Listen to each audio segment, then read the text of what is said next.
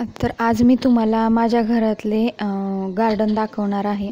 हे बघा, इथे चाफ्याचं झाड आहे आणि त्याच्या खाली छोटी छोटी शोची झाडे मी लावलेली आहेत। हे बघा, आणि इथे एक फूलही आलेलं आहे। त्यानंतर या साईडला हे शोचं झाड आहे।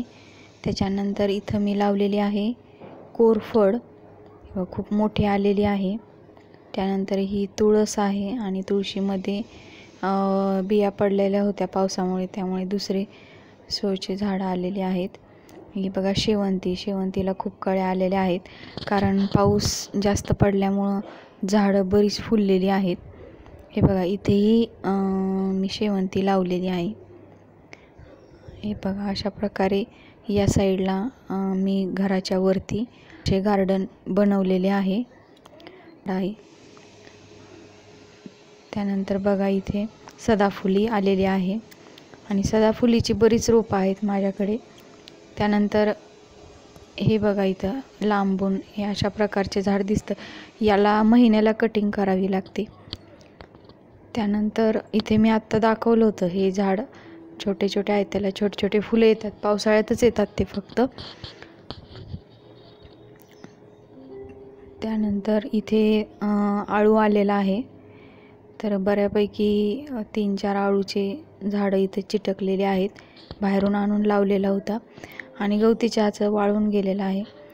त्यानंतर इथे बघा, हे दुसरे एक फूल आहे आणि इथे हा गुलाब आलेला आहे आणि इथे हा कढीपत्ता बघा किती छान आलेला आहे कढीपत्ता।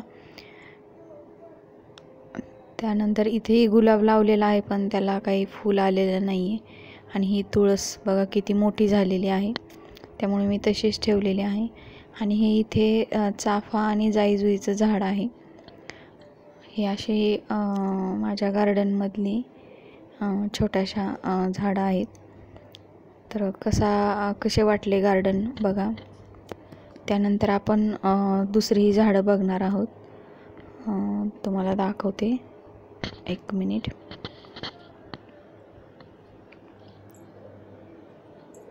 अशा प्रकारे हे गार्डन माझे आहे, कसे वाटले सांगा। चला, इथे गॅलरीमध्ये बघा मनी प्लांट लावलेला आहे आणि हे झाड आहे ते नागफणी असं म्हणतात, कारण याला जे फूल येतं ते नागाच्या फणीसारखं, म्हणजे मी सावलीला झाडं लावलेले आहेत। हा मनी प्लांट एवढा मोठा आलेला आहे आणि हे सेम सावलीमध्ये येणारे झाड इथे मी गॅलरीत ठेवलेले आहे। त्यानंतर बघा, हे छोटी छोटी मी झाडं पुन्हा या कुंड्यांमध्ये लावलेली आहेत, त्यामध्ये बघा याला एक फुलही आलेलं आहे। हे बघा, तर अशा प्रकारे हे मी घरी छोटंसं गार्डन केलेलं आहे। तर कसे वाटले सांगा तुम्हाला माझे गार्डन, आणि जर व्हिडिओ आवडला असेल तर लाईक करा, शेअर करा आणि सबस्क्राईब करायला विसरू नका। Bye bye.